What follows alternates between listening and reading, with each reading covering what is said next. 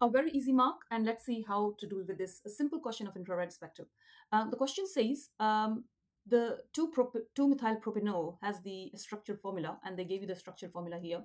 And that's they say then identify a peak that suggests that this IR spectrum belongs to 2-methyl propanol. Okay.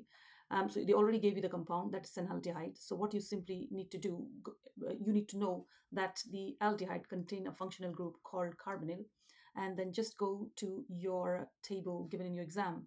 And if you see carbonyl is given here, and there is a range given for all the compounds that contain carbonyl group.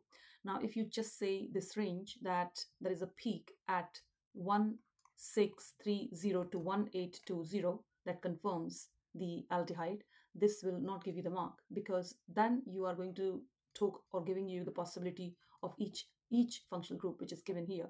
So what you need to do is to become precise, or to give the precise value. Where do you see the dip? So make it slightly bigger, and then if I was you, I will literally write numbers, because this makes me easy to read. So I will write after 1500 comes 1600, and then 1700, and if I just stretch this further, I can see the peak is at around 1725.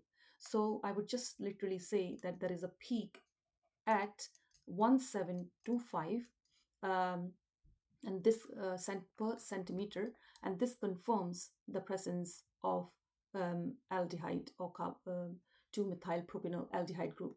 Um, aldehyde, which contains carbonyl group, C double bond O. So you have given a precise answer, and then only it will be the right answer for you. Thank you. I hope this helps. Please let me know if you have any other question. Thank you.